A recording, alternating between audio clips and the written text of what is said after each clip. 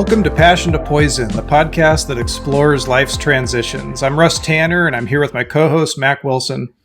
Today on the podcast, we have the privilege of talking to Lindsey Maddox. Lindsey has a bachelor's degree in psychology and a master's degree in social work from USC. She's worked as a clinical therapist in domestic violence shelters, outpatient programs, and wraparound teams that provide in-home therapy for families in crisis.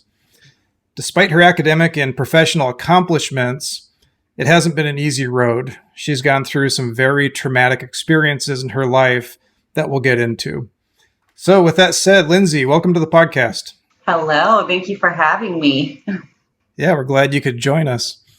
So let's dive right in here. I think with most of our guests, we like starting at the beginning, like starting at your childhood and kind of working up from there. A lot of the things that we deal with in our life start in our childhood. We tend to go on certain trajectories based on our past. So yeah, start there and we'll, ask questions and comments as you go forward. All right. Well, I definitely agree with that. My childhood experiences definitely have impacted who I am today. So I guess I'll start from the beginning. I grew up as the youngest sibling of 5 children, and my parents were married, and I have an older sister and 3 older brothers. And we were a well-off family, and I think from the outside, everything looked perfect. Like we just looked like one big happy family. However, within my household, I experienced a lot of trauma growing up. My father was a recovering alcoholic. He got sober before I was born, so I never actually witnessed him drinking, but I heard plenty of stories about it. And although he wasn't drinking anymore when I was growing up, he was verbally abusive and sometimes physically abusive with my mom. And then when I was 6 years old is when the trauma in my life really started. One of my older brothers began sexually abusing me. And when I was 9, my parents got divorced. My father ended up strangling one of my brothers. So my mom told us one day we were on our way to school. It was actually like the day before Thanksgiving, and my mom told us that we were leaving. So we fled to my grandparents' house. And us kids, we eventually moved in with my mom into our own house. And prior to this, my mom was a stay-at-home mom. And after the divorce, my mom began working. And this meant that us kids were home alone more. So the sexual abuse at that point, although it started when I was 6, it really became worse when I was 9 and when we moved out because, we were alone more. My mom was gone. So I was the youngest left with my older brothers. So my mom got married about a year after the divorce, and we moved further away from my dad. I still saw him on weekends, but the sexual abuse continued, and it went on until I was 12 years old. And up until that point in my life, I really just assumed that the abuse was normal. It was what I grew up with. It was kind of just what my brother and I did. It was almost like our form of playtime, I guess. Until one day when I was in 6th grade, I had a sleepover with friends, and 6th grade and middle school is kind of that age that you start having more of those conversations with friends about, sexual stuff. And in that sleepover was the first time that I had shared with anybody what had been going on with my brother. And as I shared, my friends had these like shocked responses. And it was the first time that I had realized that that wasn't normal, that sexual activity didn't happen to other kids. But for me, it was just a very normal part of my childhood. And, after I shared it, it felt really good to share it. And, I'm not going to lie, it felt good to get the attention that I got once I did share that. So I began telling more people at my school, friends and stuff, about the sexual abuse. I eventually told my mom. She confronted my brother, but he denied it. And nothing really resulted from that. The abuse continued. And it was a little while later, after I told my mom, that a social worker showed up to my school. And I told the social worker the truth about what had happened, what was going on for the last years. And the police ended up coming to my school. They interviewed me. And kids, obviously, they saw a police car and were like, what is going on? So one of my best friends at the time shared with other kids at the school, that I had been molested by my brother, and it quickly spread through the school. As you can imagine, middle schoolers love to talk, especially with something like that. So after they came to my school, the social worker and the police, they asked that I come in to do a recorded interview at an office the next day. So I went into the office fully planning on just telling them exactly what I had told them the day prior. The only difference was, it was in a room being recorded with one of those like double-sided mirrors. But when I showed up at the office, my dad was there, and, we didn't have a lot of time to talk because they, expected me in that room pretty quickly. So all my dad really said to me was, you need to lie.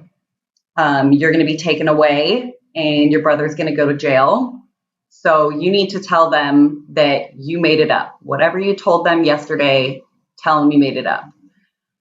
And, I obviously was still impressionable. I trusted my parents. And so I did what my dad said. I didn't want my, brother to go to jail, and I didn't want to be removed from my family. So I told them that I made it up. I don't even remember what I said. I think I made up some stupid story about my brother stole the remote and wouldn't let me watch what I wanted on TV. So I made the whole story up. And, out of that fear is kind of why, I did that. And CPS basically told my parents, you need to put her into therapy. And they said that, my brother and I were no longer allowed to live together. So my brother ended up moving to my dad's house, and I stayed at my mom's.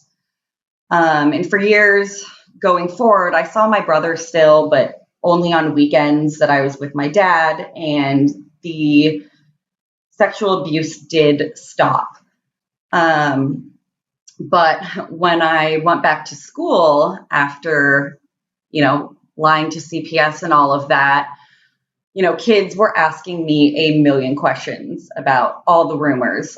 Just kids that I had never even talked to before just felt the need to come up to me and ask all these questions. And I didn't know how to handle that.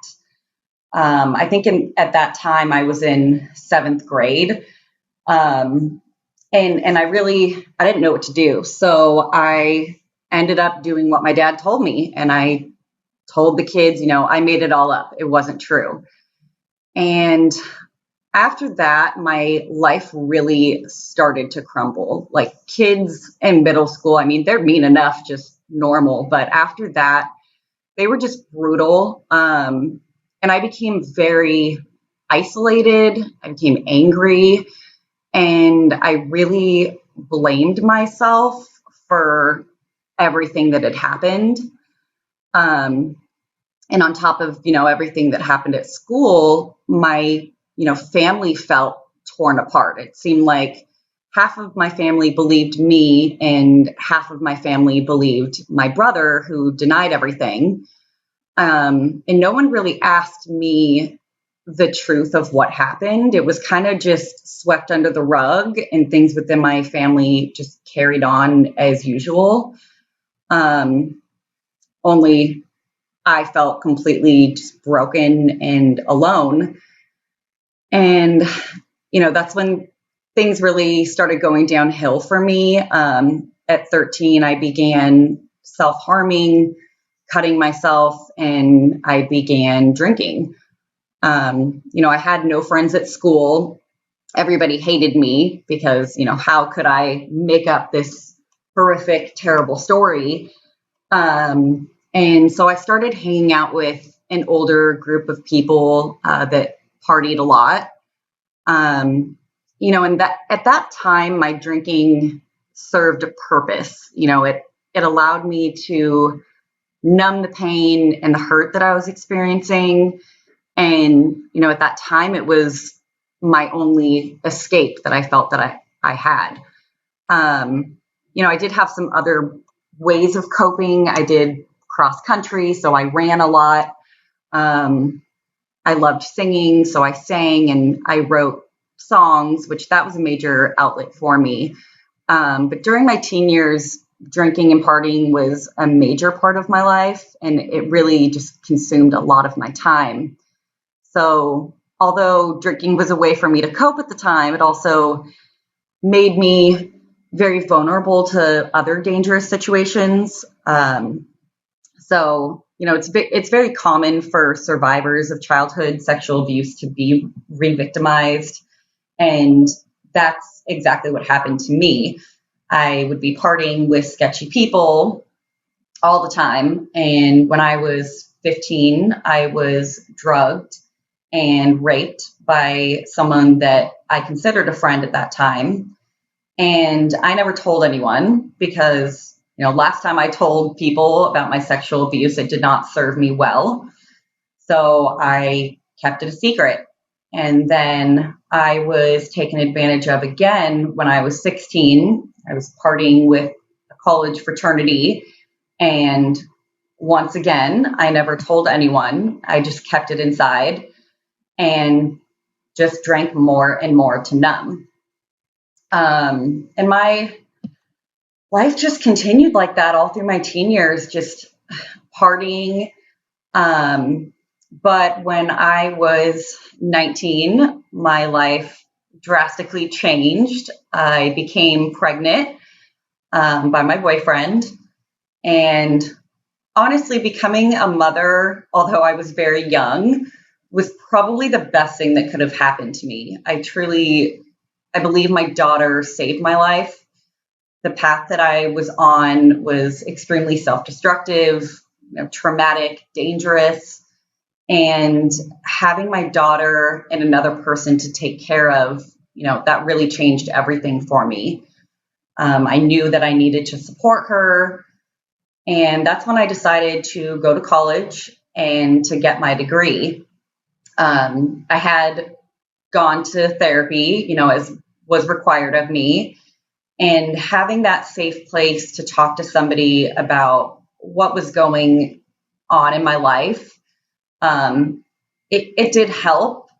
And I wanted to help other people who had experienced traumas feel like they had a safe person in place to share their experiences. And I really wanted to be that person for others. So I started at community college. I actually went to 3 different community colleges. and eventually transferred to USC. And that's where I got my bachelor's in psychology. And I didn't realize when I started on my educational journey that I actually needed a master's to be a therapist. So I continued my education. I had already started. So I figured, well, I might as well keep going. And I ended up getting my master's of social work. And from the outside, it looked like I had gotten everything together. I kind of had this front on that, everything was great in my life. I was a single mom, educated with a career, but inside I still struggled with my traumatic past and my alcohol use, although not in the form of partying. My drinking did continue and it did progress. So I know I've talked a lot. I guess I'll give you guys an opportunity. I don't know if there's any questions and stuff you guys have. I know I just kind of dropped a bomb on y'all. Well, let's go back a little bit, Yeah. a little earlier here. So, first of all, how much older was your brother when all this started? What kind of a gap is there? About a 6-year gap. So I guess when it started, I was 6. He was about 12, I want to say. And you said that continued until you were Until I was 12 or so? Yeah, about 12, between the time I was 12 and 13. Yeah. So he would have been an adult at that point. Yeah, so he was 17 when it stopped. I do remember that. Okay. Yeah. Do you feel like anyone had any idea what was going on at all, or was this just completely isolated? It was definitely isolated. One of my other brothers asked me not too long ago. We really only recently started talking about it. But he asked me, why didn't you tell me? Or didn't you think that it was weird that, that was happening with one of your brothers, but not with your other brothers? And that actually really got me thinking, because I was like, yeah, I wonder why I didn't think that was weird. But I don't know. I think because it started at such a young age, it was just almost like one of my brothers, it's like, oh, this brother, I play basketball with, but my other brothers don't play basketball, and it's like, well, this brother, we do these sexual things with. So nobody knew. It was just, something that happened when everybody else was busy. My brother again asked me, when did this happen? I was home, how did I not know? And as we talked more during a period that it was probably most often was in that year that my mom went back to work, and my parents were divorced. And I talked to my other brother and he said, oh yeah, after school, I would go and I would rollerblade or skateboard around the neighborhood, and I'd be out for hours. And I was like, yeah, so that makes sense. You were gone for hours, and that's the time that it would happen. So yeah, it did happen. I remember one time it actually happened while my dad was in Home Depot, and it was just me and my brother in the truck of the car. My dad was in Home Depot for, 45 minutes. So yeah, it was definitely something that my family didn't know about, which is why I think, some of them had a hard time believing it, because they were all like, how did we not see this? It happened for supposedly so long, how did we not know about it? There was one incident when I was now that I think about it, it was the very first time that my brother ever touched me. So like I said, I was about 6, and my parents did walk in on it. My brother was, reading a book with me, and they did walk in, and I think the conversation, I was little, so it's hard for me to remember, but it was kind of just like, oh, you don't do that. Like, no, that's wrong. You don't do that. But that's the extent that I remember there being any conversation about that. And, going forward, it was just like a secret. It's kind of like mom said, don't grab the cookies out of the cookie jar. Okay, well, we just won't tell mom when we're grabbing cookies, kind of thing. At least that's how, I imagine it since I was so young. What would you ask, or what would you counsel a parent now that's in a similar situation, as far as they walk in, see something? You're both, relatively young. I mean, you're 6, he's 12 or so. Should they have done something else? And there's no judgment on them. I mean, it was what it was. But with your background in social work, I mean, should a parent do more in a situation like that, or not? Or was that appropriate at the time? I would counsel a parent to have a deeper conversation with their kids. People struggle to talk to their kids about sexuality and sex or their private parts at a very young age, like determining what is appropriate and what's not appropriate to talk to a kid. And I would say that having a conversation about, a child's private parts, and, those are your private parts. Nobody is to touch them, and giving them scenarios of what is okay and what is not okay. It's okay if mommy is there and you're going to the bathroom and you're 2 years old and, mommy needs to help you wipe. That's okay. But having different contexts where it's not okay for anybody to touch you in those areas, even explaining to a child, if you have a doctor's visit, explaining to them, okay, the doctor is going to touch you here. Yes, that is a private part. It's okay because I'm here and they are a doctor, but on any other circumstances, that's not okay. So, and I've had those conversations with my own daughter. I've been talking to her about her private parts and what is appropriate and what is not appropriate from the time that she is very young, because I've always wanted her to know that it's not okay for anybody to touch you. And if anybody does, then come to me and talk to me. Even if that person says it needs to be a secret, even if they say that they're going to hurt your mommy or daddy, it doesn't matter. You have to tell me because that's not okay. That person is, violating you.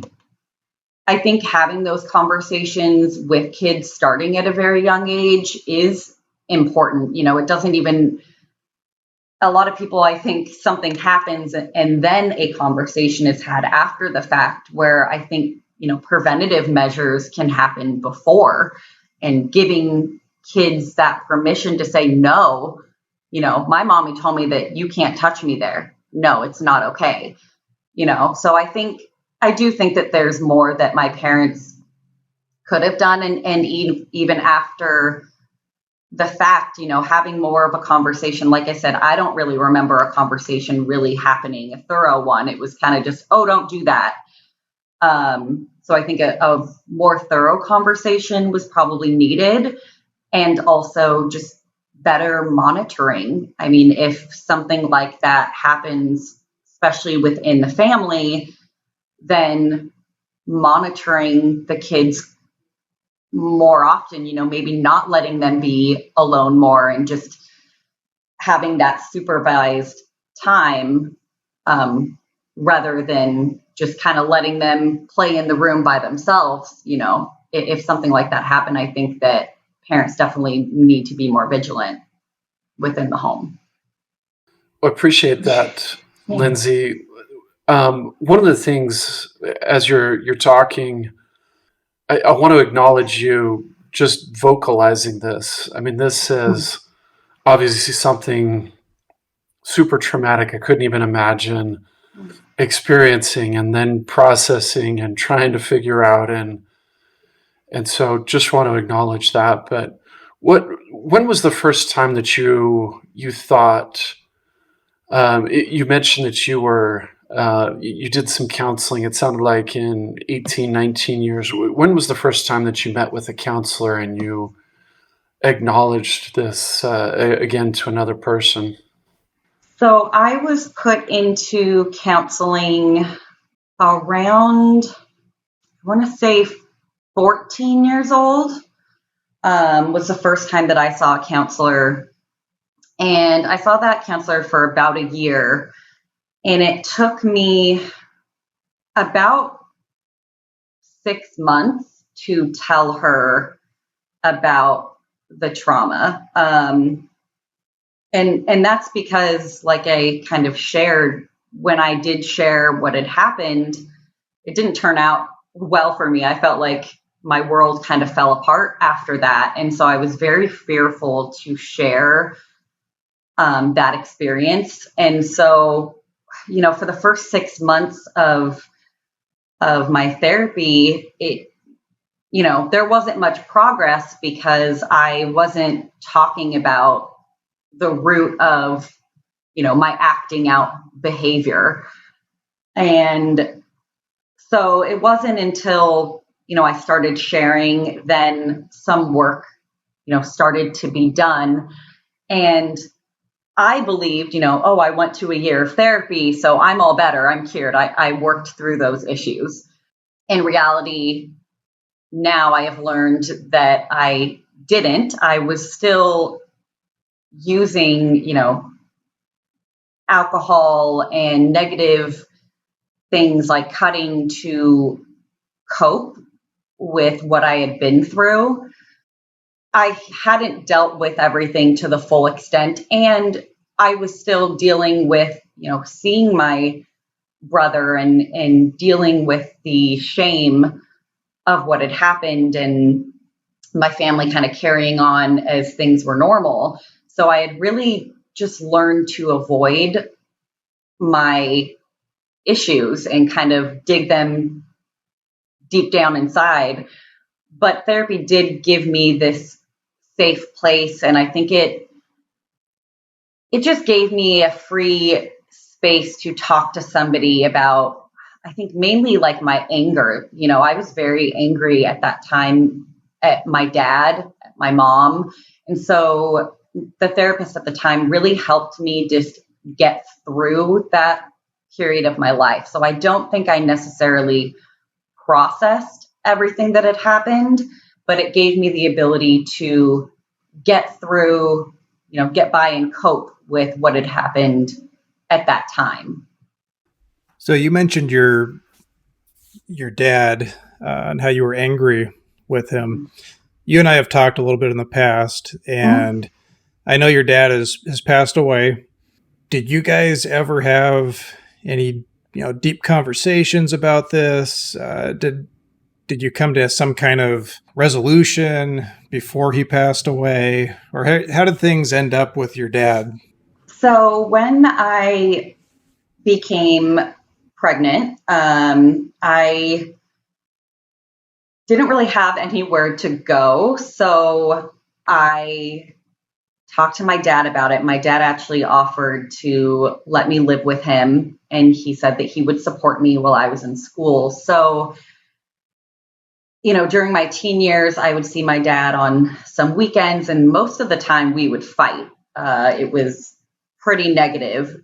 But when I moved in with him, he and I developed a much healthier relationship. Although he was kind of a crappy dad at some points, he was a really great grandpa, and really helped me raise my daughter through her younger years. And so we ended up becoming really close. And during my application process to grad school, I wrote a little bit about my experience and my story and why I wanted to become a therapist. And, my dad was a lawyer, so he was very educated, and I asked him to proofread my essay. And after reading the essay, I had stated in there I was sexually abused from 6 to 12. And my dad, came in after and said, "Is this true?" And I was like, "What do you mean?" "Yeah, of course it's true. Everything I wrote in there is true." And he said, "I didn't realize how long or the extent of what had happened." He was under the assumption that, maybe I was touched 1 or 2 times. He didn't realize that it was an ongoing thing that happened for many, many years. And, he did apologize that had happened to me. At the same time, he said, basically knowing how you turned out, at that time, it was like had just graduated and I'm going for my master's degree. And like I said before, everything looked perfect on the outside. Like I had everything together. So he kind of said, knowing how everything turned out, I probably would have done the same thing now. Even knowing what I know, I would have made those same choices. And that's kind of where we left it. That was shortly before he passed away. I'm sure we probably would have talked about it more. But, he passed away unexpectedly. He was walking across the street and he was hit by a car. So it wasn't like it was planned and we were able to have any more discussions. And at first, his response to that really kind of bugged me. Like, really, you wouldn't do anything different?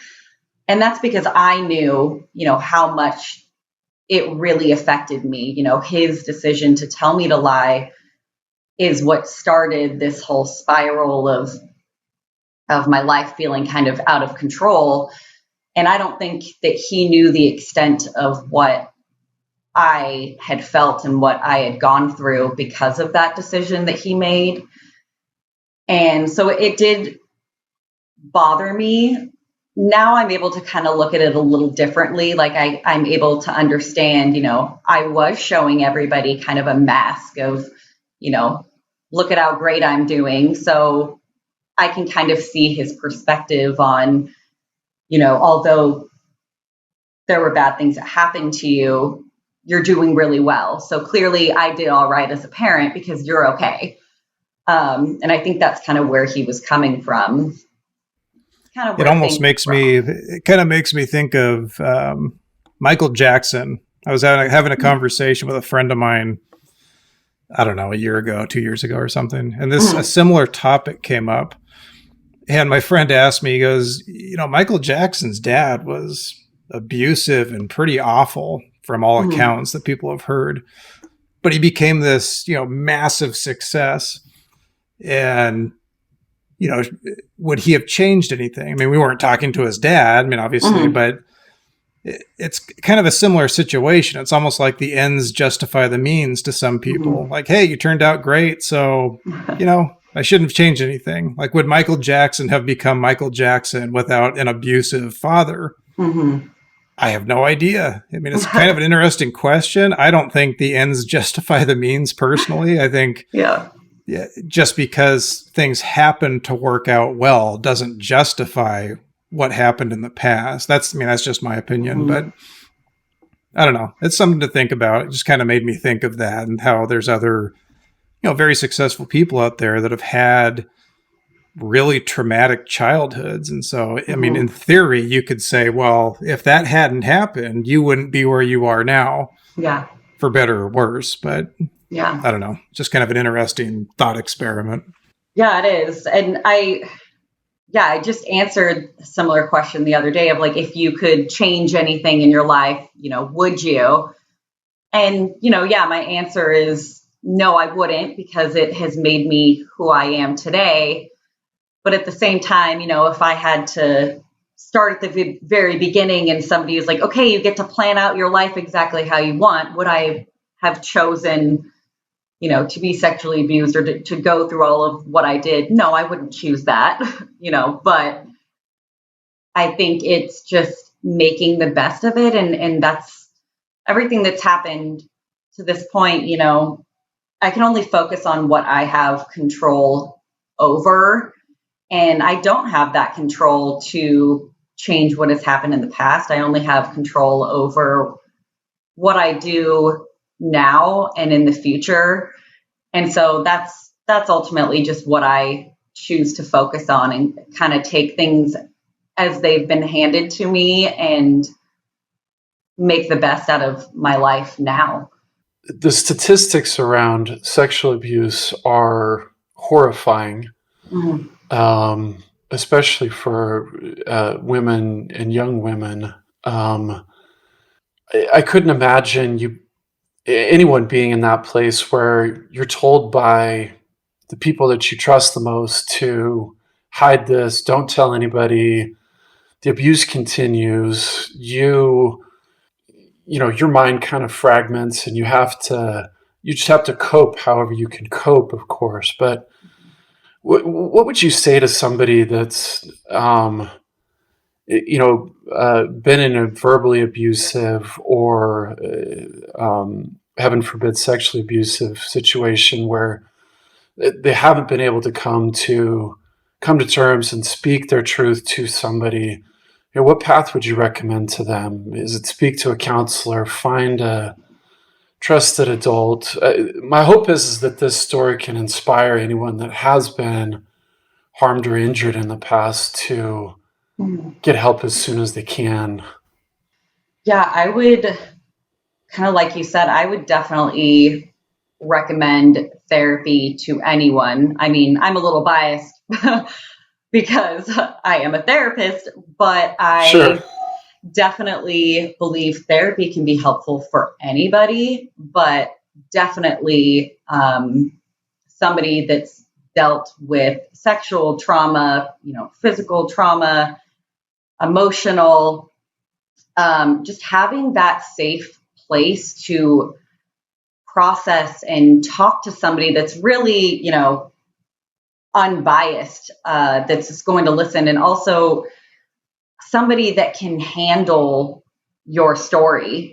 When you're talking to family members or, even friends, sometimes they're not necessarily able to handle that story and that information.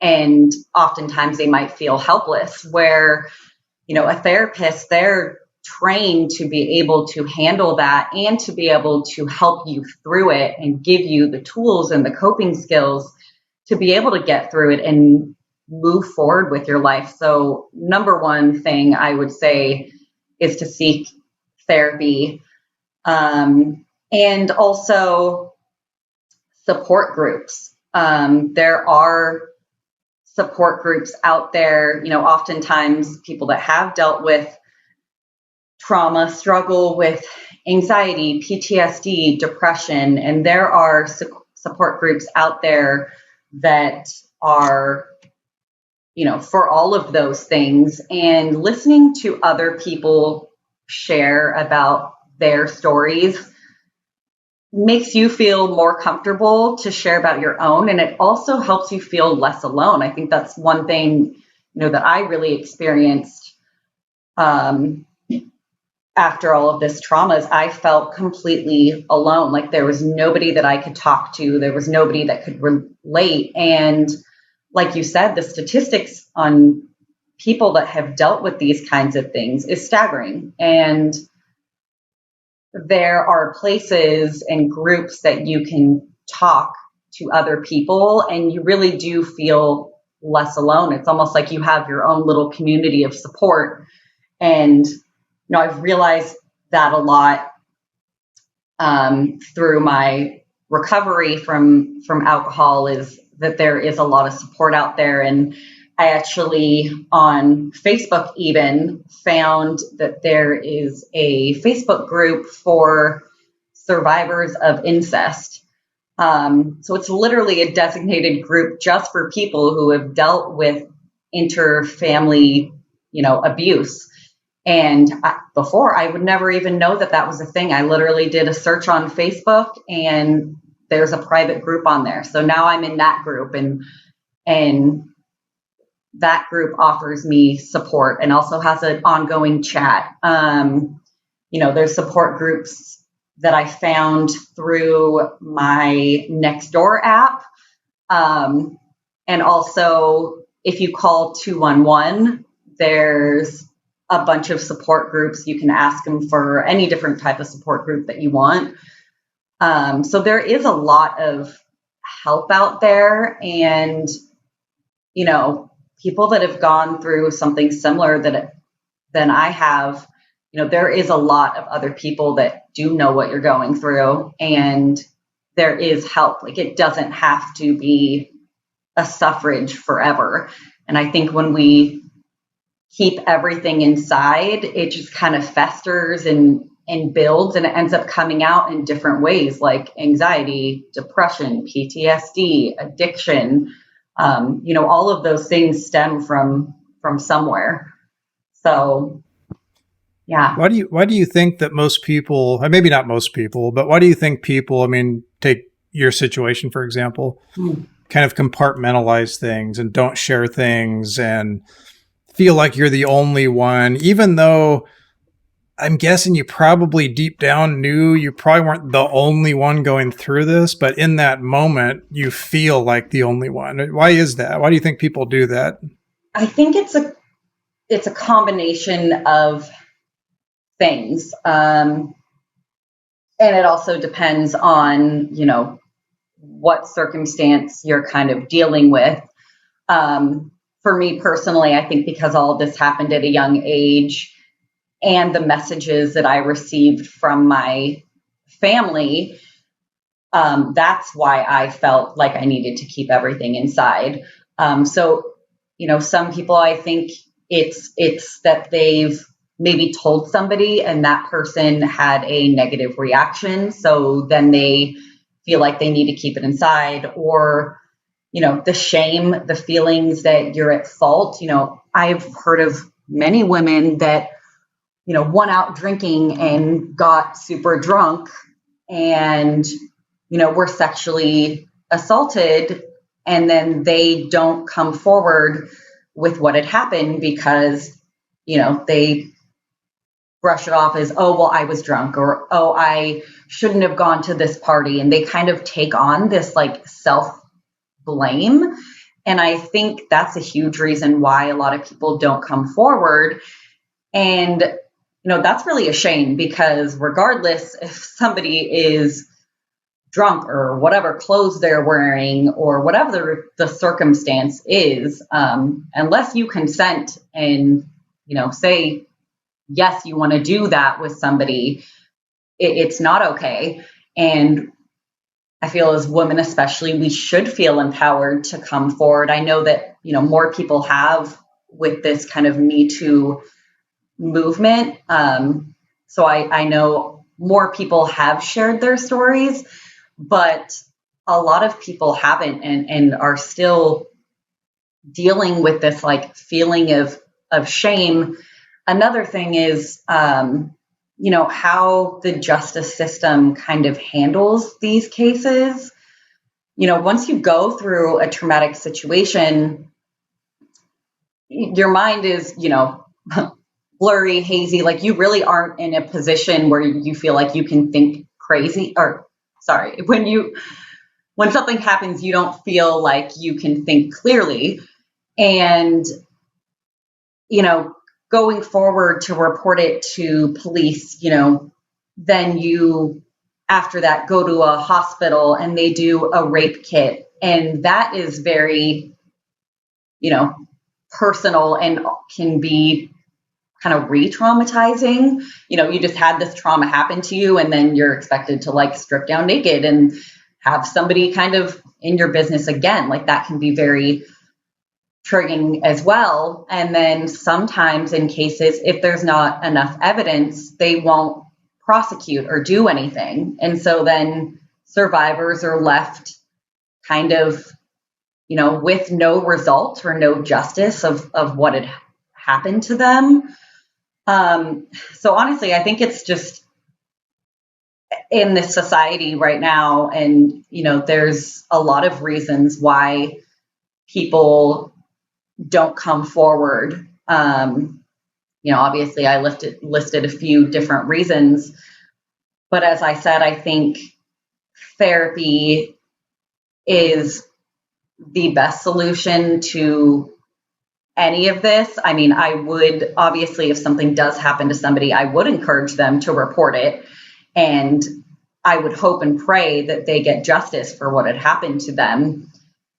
Regardless of what they decide to do, I think therapy is the best option for their own healing, going forward with life, though. Lindsey, and thank you for your thoughts on that. Yeah. Of course, the reason for our podcast is that we want to highlight people that have, kind of overcome significant challenges in their lives. And so maybe if you don't mind, just, I think when you were telling your story, we got to the point where you were finishing up grad school. You had said that, drinking was still part of your life. Maybe highlight a little bit of the, what comes next. So yeah, I mean, as I shared before, drinking was a big part of my life in a big way that I kind of coped in my younger years. So I did stop drinking when I was pregnant with my daughter. But as soon as I could, I started drinking wine. And, society has this norm about moms drinking wine. It's like these excuses of like, oh, I deserve a glass of wine. It's been a hard day. It helps me wind down and relax. So I assumed that, my drinking was normal, once I started drinking again after having my daughter. Little did I know that alcoholism is a progressive disease. As I said earlier, my father was an alcoholic and my grandmother was also an alcoholic. So I was already genetically predisposed to alcoholism. And I also started drinking at a young age. And my drinking was also connected to coping. So as an adult, this drinking to cope just continued to progress. If I had a difficult day at work or school, I would end my day with a bottle of wine. I was in my 20s, so it was also common for other people to drink as well. So again, it's this drinking society is really normalized. And when out at like social events, I would drink more than others. I didn't realize I was drinking more than others, but looking back, I did.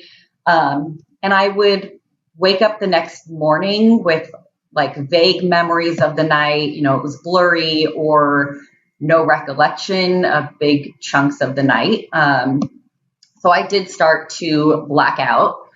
Luckily I wasn't a sloppy drunk. So no one really, other than, my husband now, really knew that I was blacked out. But I knew. And my drinking escalated even more after the passing of my father. Like I said before, he kind of supported me as I was in school. I lived with him. And after he passed, my whole life kind of flipped. I quickly had to move out, pay my own rent, take care of my daughter, with no support really, all while I was kind of in school and working. So once again, I used alcohol to cope. But with that came other consequences for me, and mainly in the form of depression. My mental health really, really started to decline. I did end up, moving in with my husband. We got married. But I just continued to drink, and my mental health really deteriorated to the point where I was, sleeping all day. I was unmotivated. I just lacked this like feeling of joy. And, when my drinking started, it had a purpose and it was useful, but it turned into something that wasn't anymore. It was no longer helping me cope. It was really hurting me. But there is a lot of shame around, the term alcoholism, and I did not view myself, even, 2 years ago, as I would never label myself as an alcoholic, but I would label myself as severely depressed. I was working, and I was still a mom. I was married. I had my wifely duties, but I drank a bottle of wine every night, sometimes more. And I would wake up exhausted, tired, hungover, really, and it really just got worse and worse. And I struggled to get help for the longest time because I was a therapist. I was helping others with their depression and their trauma, giving them tools. So I felt, like how can I help other people, but I'm not able to like fix myself. So there was a lot of shame just with my own mental health struggles. In reality, I was spending, so much time helping other people that I was ignoring myself, my own needs, and, the term self-care just didn't even exist for me. And during the pandemic is really when I realized that my drinking was a problem. I was working from home, but I could, schedule my sessions or whatever later in the day. And so I ended up just really falling into a deep, deep depression. I was sleeping, till 2 p.m. Like it was not good at all. And I ended up seeing a therapist. I actually saw a therapist a year prior to like the pandemic starting. And we worked through issues over, my grief and loss with my dad, some of my childhood, trauma, until one day she told me, she started asking more questions about my drinking. And she said, we've been seeing each other for about a year and you're still experiencing a lot of depression. I think we need to look at your drinking habits. And I don't think that you're going to get better until you stop drinking. And that was the first time, anybody had really told me your drinking might be an issue. I had always kind of thought it in the back of my head, like, oh, I might be an alcoholic. I actually used to take quizzes online, like, are you an alcoholic? And they were always high, but I just avoided that. Like, I didn't want to deal with that. So she basically told me that I should do this addiction medicine program. And I was kind of reluctant, but I was like, all right, well, I'm so depressed and, clearly she thinks I need this. So I'll just follow whatever she says. So I started this addiction medicine program. And that resulted in a change of therapist and also gave me access to a lot of groups. And so I started attending these like women's groups and doing therapy. And I really realized that I needed a kind of a break to focus on myself. I felt like I was kind of at my wit's end And, I think I just decided, this is time for me to do something for myself. I've helped a lot of people. I've been that person even through my childhood of doing what's best for everybody else, but kind of leaving myself unattended. And so, I think the pandemic stuff, it was a crazy year for everybody. And so in 2020, I just decided to do some soul searching, and I left my job and just decided to do this like sobriety journey. So in August of 2020, I stopped drinking. It was the first time, I had stopped drinking since I was pregnant. So that had been, about 12 years. And I was doing really well. I was going to weekly groups. I felt like I, had safe places to talk and to share.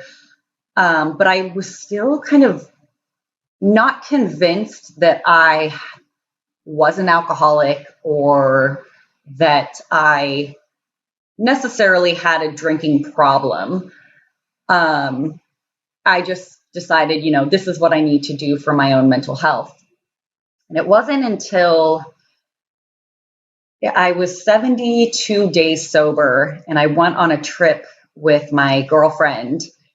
We were gone for about 5 days.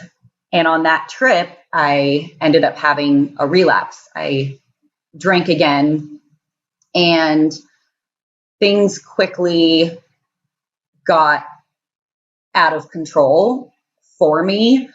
That trip was not a good one. I did put myself in some very dangerous situations. For the first day or two, I was like, oh, I can control my drinking.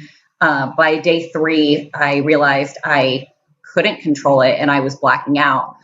And that trip really proved to me, like, no, you can't control your drinking when you're drinking. I've never been able to be one of those people that can have one glass of wine. The one glass always leads to another bottle. So in December 2020, I, really decided I need to change my lifestyle. I need to change my friends. I need to change my habits. It really is just this whole like lifestyle change that I need to do for myself, which requires setting boundaries, something that I was not good at all. And also being more vulnerable and telling people, I know I don't drink. And I have changed a lot since then. We're coming up on almost a year, which is crazy to me. Like other than being pregnant. Congratulations. Thank you.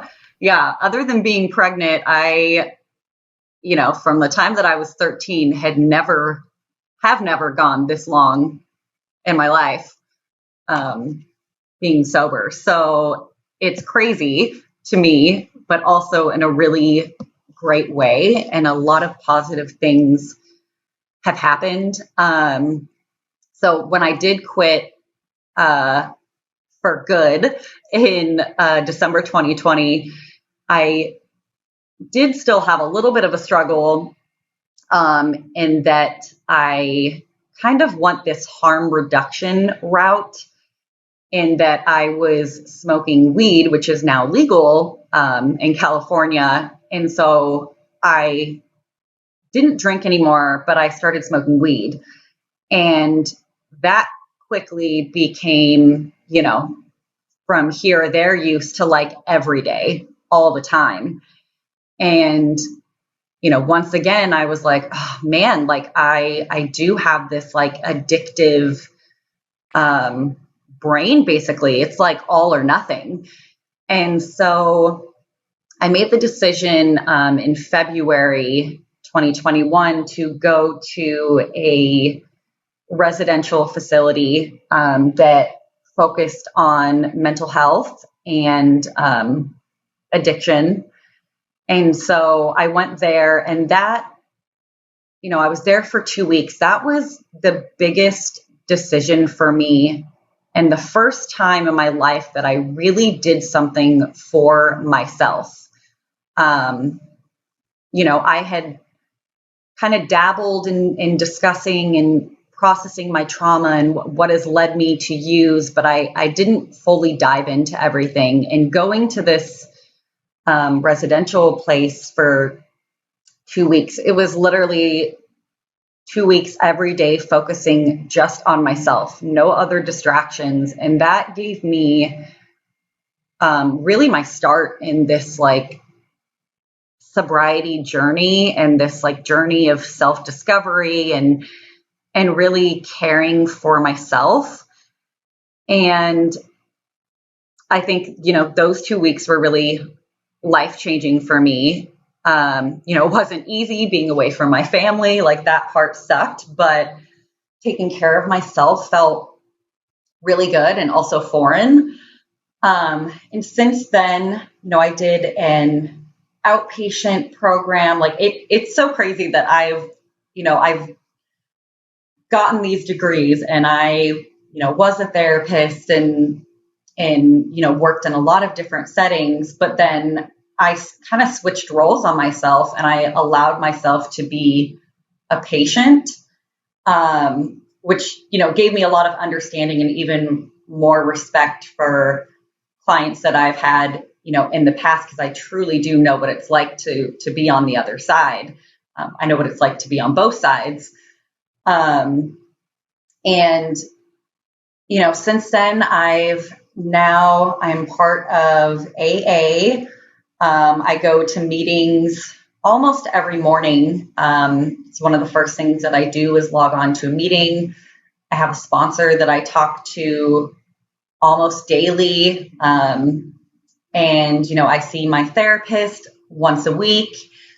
And I've also just added a lot of different positivity into my life. I think one of the major things that I've added that I didn't realize before that I was missing out on is just connection with others. I had become so isolated, from a young age. It took me a long time to warm up to people. And I became very introverted. I mean, I could be extroverted, but I was a very private person.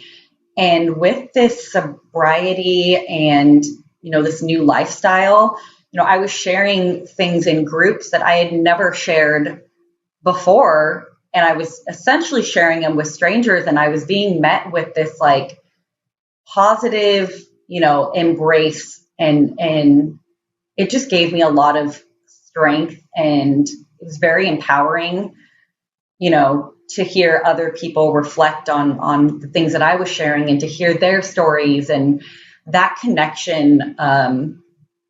It's really reintegrated me into this positive society that I didn't know existed. And I've also been able to, get back to things that make me happy, some things that were stable all along, like music, and being creative, having that outlet, meditating. I've gotten into meditating and just being mindful and present in the moment. So I'm definitely in this action stage of change right now.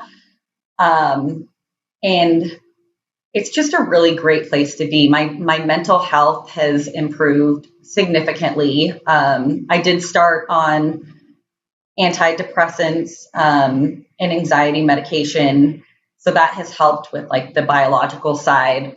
But therapy and the groups and the connection with other sober people have really made this huge improvement in my life. And I'm honestly probably the happiest I've ever been right now. And I know it's crazy to think I'm only, 11 months in since I stopped drinking. And life is already this good. Not that it hasn't been a road of ups and downs. It's definitely, I've gone through this whole process of talking about my past traumas and healing from them. So I will say I do still have some down days. Like not every day is bright and shiny. Like it has not been easy, but where I am now is a million times better than where I was, just a year ago. So it's kind of exciting. Oh, that's amazing. Well, congratulations on almost a year now. That's great. Thank you. We had the last guest that we had on the show. Her name was Satara Tai. And she was smuggled out of Afghanistan when she was pretty young. It's a pretty crazy story that she had. Ended up living in the Netherlands. But something she said during the podcast is that the love that her parents gave her unlocked her potential. Yeah, we dug into that a little bit. And when we talk about love, it's not just the love of others, it's loving yourself. It's being able to love yourself, be kind to yourself. And I feel like, a lot of these vices that people have, whether it's, marijuana or alcohol, whatever it is, it kind of prevents you from allowing yourself to love yourself and to be who you really are. It can also create kind of a shield that allows you to not accept the love and help from other people also. So I would imagine that part of what you're feeling here is just this, you've kind of let down your guard, like you're able to love yourself more. That shield's kind of starting to melt away and you're allowing other people to help you and kind of unlock that potential that you have. I mean, you've had a lot of success in your life, but you've had that success despite the challenges and kind of this armor that you've had up around you. And so it'll be interesting to see where you go in your life now that you're a little more vulnerable in a good way. Yeah. You're able to love yourself more and you're allowing other people into your life in a way that you probably haven't in the past, is what it sounds like. Yeah. And so that just unlocks your potential. Yeah, definitely. I mean, I felt, although, like I said before, it's like everything from the outside looked so great and so normal, but on the inside, I was struggling. I was not happy for the longest time. And so now, I think you're totally right. This has kind of unlocked this kind of true, authentic self. Like I am learning so much about myself, and I am learning to be proud of who I am. And I'm learning to kind of let go of that shame that I've held on to, the shame of my past trauma, even the shame of drinking and all those things. I kind of felt like I was a fraud, if that makes sense, before, where now it's like, no, I am this like authentic, true person. And even being, on this podcast with you guys and sharing, my story, this is a therapeutic process for me. And this is kind of me being my authentic self and not saying sorry for it, not being ashamed for any of these things. It's just what I've been through and things that I've struggled with, but I'm choosing to grow from them. So yeah, I'm excited for the future too. One of the things that, as I've read and learned about addiction, is that you hear people as they approach it and learn from it, and they learn to move past their addictions. They say that they almost get a superpower that they feel like they have, that they didn't know about it previously. Would you say that or is there something that you hope to have, or do you feel like you're developing or getting to know some type of kind of I hate to use the term superpower, but something that you feel like is surprising that you have beyond just knowing other people that might be suffering from addiction as well? That's interesting. I've never even heard of people saying that like they feel like they have a superpower. I mean, I think it's almost just like learning the power of self and like almost like the power of like kindness. I guess before I just thought like I couldn't trust anybody, and that people in the world, like most people, were just kind of crappy, if that makes sense. And it's interesting, like in the rooms of Alcoholics Anonymous, like you hear people's stories about like that they've done like the worst things ever, but there's so much love and acceptance and support and service in those rooms. Like that's the amazing part to me about people that are in recovery from addiction, is like how different things are when you have this like clear headspace, and also how much fun life can be sober. Like I did not know how much fun I could have, but I realized like a lot of the time, people when they drink, you just sit around and you drink and you talk, and it's like the most fun you've ever had, right? But when you're sober, like it's kind of boring to just sit around and talk. So you start doing things. Like this summer I went wakeboarding, something super adventurous and, fun that I never would have done before because I'd be chilling in the water drinking. So just the adventurous side of me is kind of coming out, and just realizing that like life is full of possibilities and potential. I don't know if I really answered your question. I didn't really identify a superhero power in me, but it wasn't a fair question. So, but I love your answer on that, because self-compassion, understanding of others, being able to, to experience life in a new and different way, mm-hmm. It sets you up for just an amazing life. I mean, that's the ability to love others is probably the biggest challenge that many of us in society face today, where, being critical of others is, an everyday event on social media. So, I absolutely love that answer. So, Russ, any final thoughts or questions? I know we're getting close to the end of our time here. No, I just wanted to thank Lindsey for coming on here and sharing her story. I know that's not an easy thing to do, but I think that's good. I think it's healthy. It's good for people to hear stories like that, because like you said, and Mac was talking about, there's a lot of people out there struggling with a lot of different things, and it's really easy to think you're alone. So I think you've got a very powerful story, and you've come out well on the other side, and you're only getting better. Yeah. And I think that's going to give a lot of people hope that they can get through their own struggles.